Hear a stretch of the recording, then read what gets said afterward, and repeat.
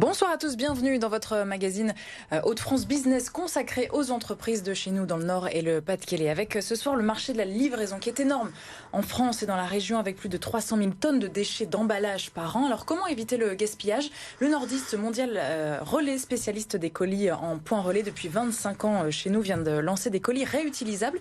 Une solution durable, on en parle avec Quentin Benot, directeur général. Bonsoir. Bonjour. Merci beaucoup d'avoir accepté notre invitation. Et puis avec nous également Jeanne du journal des entreprises. Bonsoir Jeanne. Bonsoir Marie, bonsoir Monsieur Benot. Bonsoir. On reviendra sur une petite actualité du JDE en fin de magazine.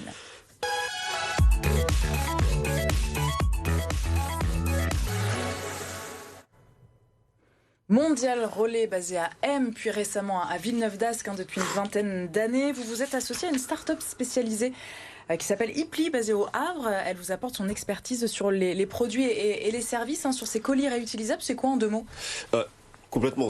Ipli a développé une solution de colis qui sont complètement réutilisables pour les clients jusqu'à 100 fois.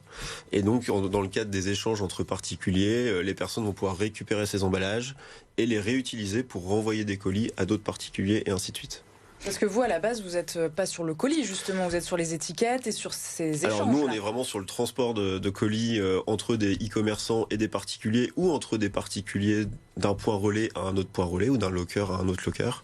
Et effectivement, on est à la fois engagé sur l'activité directe de notre impact carbone, sur la livraison, mais on veut aussi s'engager sur l'impact indirect, et notamment le marché de l'emballage, comme vous l'avez dit, qui génère plusieurs centaines de tonnes de déchets par an, sur lequel on veut accompagner ces jeunes pousses à développer des solutions plus durables.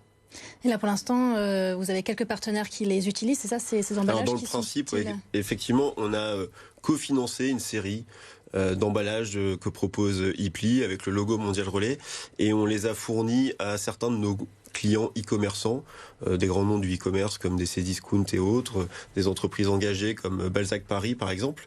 Et ces emballages, ces e-commerçants vont pouvoir les utiliser pour emballer leurs produits, et ils vont se retrouver dans les mains de particuliers qui, de par l'essor des échanges entre particuliers en ce moment, du commerce C2C qui a complètement explosé ces dernières années, vont être amenés à potentiellement réutiliser cet emballage plutôt qu'utiliser un autre carton, un autre sachet plastique. Ça, c'est votre stratégie, c'est l'une de vos stratégies justement de s'inscrire dans on en parle beaucoup, le bilan carbone des entreprises, dans ces solutions durables. Alors, ça fait partie évidemment de nos piliers. On a toujours été une entreprise qui s'est beaucoup engagée sur les aspects RSE et sur les aspects écologiques.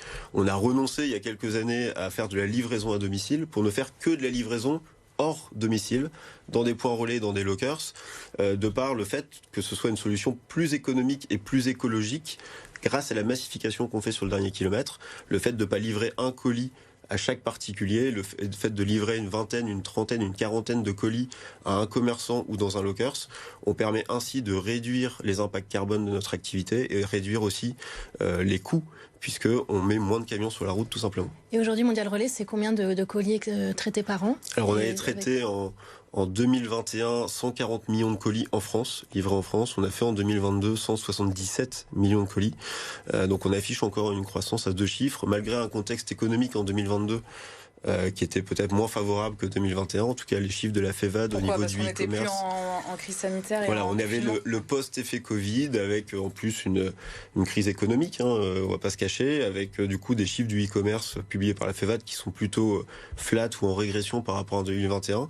Mais grâce à notre solution qui allie économie, écologie et aussi praticité, de par le renforcement de notre réseau de points relais et de lockers, on a réussi à fortement progresser en 2022. Et 2023, peut-être que la seconde main peut être un relais de croissance pour vous aussi, si la vente, si l'inflation vient obérer les ventes. Effectivement, le business de la seconde main, de façon générale, est un business qui, de par le contexte inflationniste, a une progression très très forte. Et la solution qu'on propose, qui est de la livraison hors domicile, en point relais en lockers, est très adaptée à ce marché-là, puisque comme on est moins cher que la livraison à domicile, quand vous achetez un produit 7-8 euros, vous n'allez pas mettre 5-6 euros de frais de port, vous allez essayer de trouver la solution la moins chère. Donc on est tiré par cette activité, mais aussi le e-commerce traditionnel. Les gens veulent éviter maintenant de mettre 5, 10, 15 euros de frais de port et choisissent nos solutions Et grâce à tous ces volumes, on augmente le maillage sur le territoire. Et le fait de se rapprocher de chaque Française et de chaque Français permet d'être encore plus attractif et de développer encore plus l'activité. Vous parliez des particuliers de ce marché-là, avec, pour ne pas les citer, Vinted, qui a aussi explosé. Ça vous profite Alors Vinted est un partenaire de longue date, hein. On les a accompagnés depuis le tout démarrage. C'était une petite start-up un peu plus grosse qu'Ipli peut-être déjà à l'époque, mais c'était vraiment le tout début. On a beaucoup d'acteurs aujourd'hui sur le marché de la seconde main qui sont engagés avec nous. Vous avez cité Vinted, on peut citer Le Bon Coin, on peut citer Rakuten, eBay. Il y a beaucoup d'acteurs comme ça qui voient leur activité croître fortement ces derniers mois. Et vos objectifs pour 2023, alors pour l'instant vous ne communiquez pas encore sur le chiffre d'affaires de 2022, mais quels sont les grands objectifs pour vous ? 2023, on va continuer notre croissance. On a des ambitions qui sont très fortes en termes de volume d'activité de colis. Pour l'instant, c'est pas des chiffres qu'on communique. Ce qui est important de retenir, c'est qu'en 2022, on a augmenté notre réseau de points relais. Donc on a aujourd'hui on a 12 000 points relais en France et on a surtout déployé un réseau de 2400 lockers à fin 2022. On en avait 300 à fin 2021.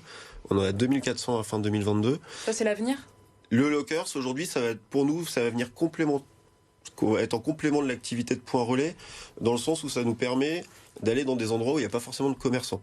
Aujourd'hui, il n'y a pas des petits commerçants sur tout le territoire, à tous les endroits, donc on va pouvoir, grâce au locker, aller mailler un peu mieux le territoire et apporter une solution aux consommateurs plus disponible, 24 heures sur 24, 7 jours sur 7.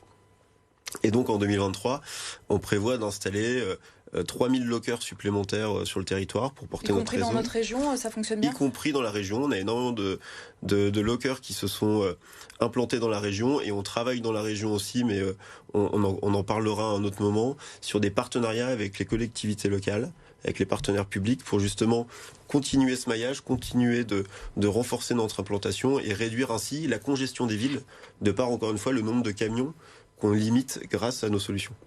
Merci beaucoup Quentin Benot d'avoir été avec nous. En tout cas, un déménagement aussi, votre site qui est passé historiquement de M à Effectivement, je ne l'ai pas dit, mais 2022, on a recruté 500 personnes sur l'ensemble de la France. 2023, on prévoit d'en recruter près de 700. Et on a déménagé le siège de l'entreprise. Alors, c'est partout en France, ces chiffres-là. On a déménagé le siège de l'entreprise de M à Villeneuve d'Ascq pour avoir plus de surface et accueillir plein de nouveaux métiers. Et on recrute beaucoup. Merci beaucoup. On continue avec l'actualité du JDE.